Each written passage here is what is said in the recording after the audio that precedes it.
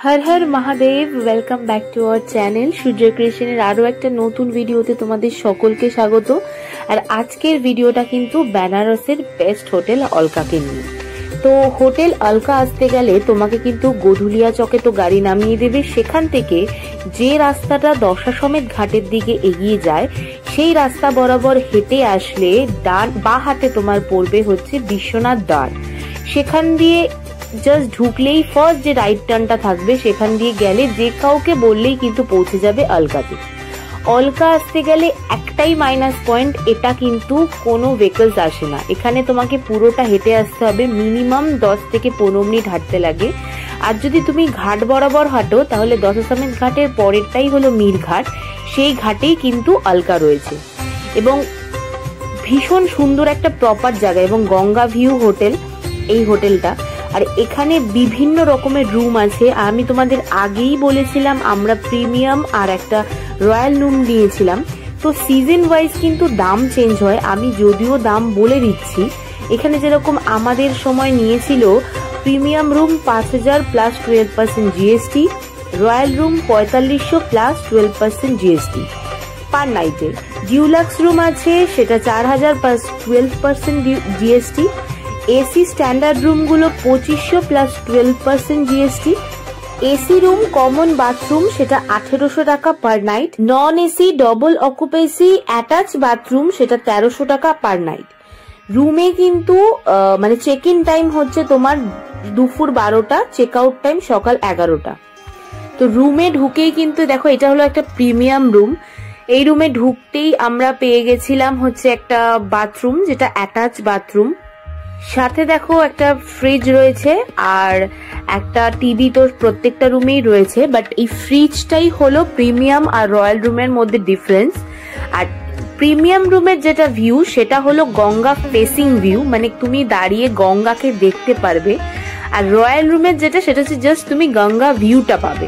তো এটাই হলো এই দুটোর মধ্যে ডিফারেন্স।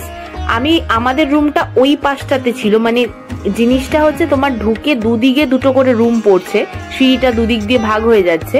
তো আর আমাদেরটা এমনিতেও ছিল এই সিঁড়ি দিয়ে উঠে গিয়ে, মাদের যে রুমটা ছিল সেটা নিচে নেওয়া হয়েছিল কারণ মা এতটা ট্রাভেল করতে পারবে না দেখে।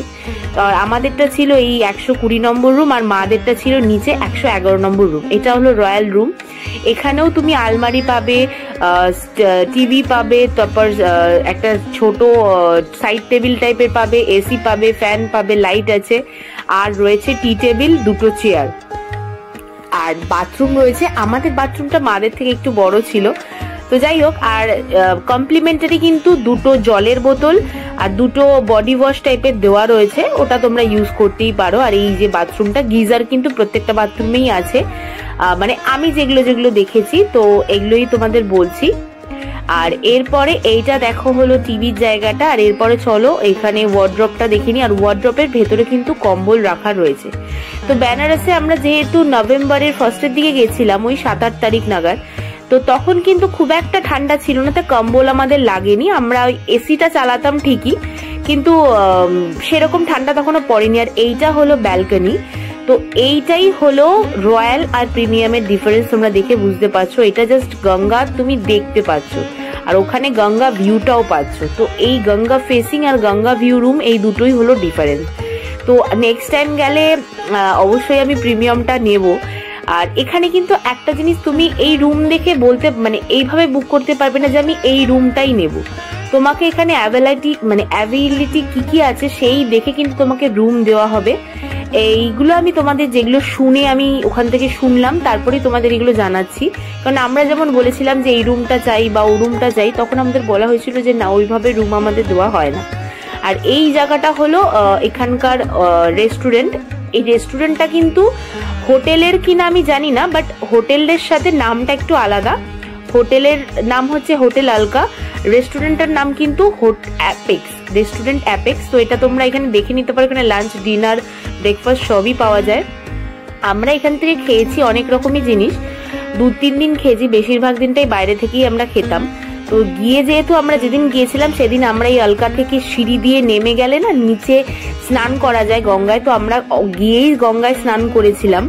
তো ফ্রেশ হয়ে আমরা সেদিন খেয়েছিলাম এই তাওয়া রুটি একটু বাটার মাখানো, আর এখানে একটা মটর পনির নিয়েছিলাম, ডাল আর আলু ভাজা, রাইস, এগুলোই খাওয়া হয়েছিল সবাই মিলে।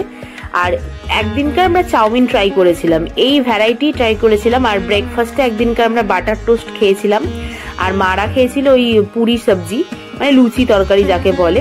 খাবারের কোয়ালিটি কিন্তু বেশ ভালো, কিন্তু যেহেতু হোটেলের একটু দাম কস্টলি আছে।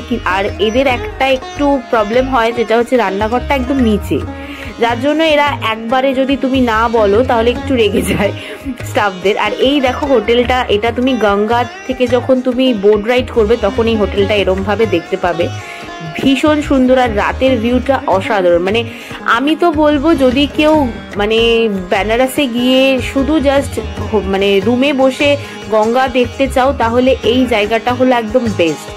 হোটেল বলো, প্রপার একদম গঙ্গার জায়গায়। আমরা যেরকম এইখান থেকে নিচে নেমে গিয়ে, আমাদের এখান থেকে কিন্তু নিচে নেমে তুমি গঙ্গা দেখতে পারো, তো আমরা এখান দিয়ে নিচে নেমে গিয়ে কিন্তু আমরা অনেক দূর ট্রাভেলও করেছি। আমরা দশাসমেত ঘাট গেছি, এইদিকে তোমার কাশী বিশ্বনাথের গলিতে গেছি, মানে যেটা ললিতা ঘাট আর কি, ওখানে গেছি। তো সবটা আমরা ঘুরেছি। তারপরে দ্বারভাঙা ঘাট গেছি, তো সবই আমরা ঘুরেছি। মানে অ্যাটমসফিয়ারটা কিন্তু ভীষণ সুন্দর, ভীষণ সুন্দর। তো মানে আমার এই জায়গাটা ভীষণ ভালো লেগেছে, এবং আমি প্রেফার করব তোমাদের কাছে এই হোটেলটা অবশ্যই তোমরা নিও। কিন্তু ওই জাস্ট দুটোই প্রবলেম হোটেলটার, যে একটু তোমাকে হেঁটে আসতে হবে, কারণ এখানে কোনো ভেহিকলস আসে না। এই হলো নিচে, এই যে সিঁড়ি দিয়ে এতটা নিচে নেমে আসতে হবে, তারপরে তুমি কিন্তু গঙ্গা পেয়ে যাবে। তো এই জিনিসগুলোই রয়েছে। দেখো, কিছু ভালো পেতে গেলে আমাদের কিছু তো খারাপ মানে দেখতেই হয়, খারাপের সাথে আমাদের চলতেই হবে। তো হোটেলগুলো কিন্তু খুব ভালো। আর স্ট্যান্ডার্ড রুমগুলো দিয়ে তুমি কোনো সেরকম ভিউ পাবে না, জাস্ট রুমটাই পাবে, এই রকম ব্যাপার। আমি বলবো এটা একটা one of the best hotel in Banaras. তো তোমরা যদি কেউ মানে গিয়ে যেতে চাও, আমি এখানে ফোন নাম্বার অ্যাটাচ করে দিচ্ছি। তো তোমরা অবশ্যই অবশ্যই গিয়ে ওখানে থেকো এবং কথা বলে আগে থেকে বুক করে নিও, কারণ সিজন টাইমে কিন্তু হোটেল পাওয়াটা খুবই মুশকিলের ব্যাপার। আর আরেকটা কথা তোমাদের আমি বলে দিই, আমি যে রুম ভাড়াগুলো বললাম এগুলো কিন্তু সবসময় এক থাকে না, কারণ সিজন টাইমে রুমের ভাড়া চেঞ্জ হয়, আর অফ সিজনে রুমের দাম একটু কম থাকে। তো আমি কোন সিজনে গেছিলাম জানি না, আমার থেকে এই প্রাইসে নেওয়া হয়েছে, তাই তোমাদের বললাম। তো আজকের ভিডিওটা ভালো লেগে থাকলে like, comment, share and subscribe করে দিও। আর আগের দিনের ভিডিওটা অবশ্যই পিন কমেন্ট করা আছে, দেখে নিও। আজকের মতো টাটা।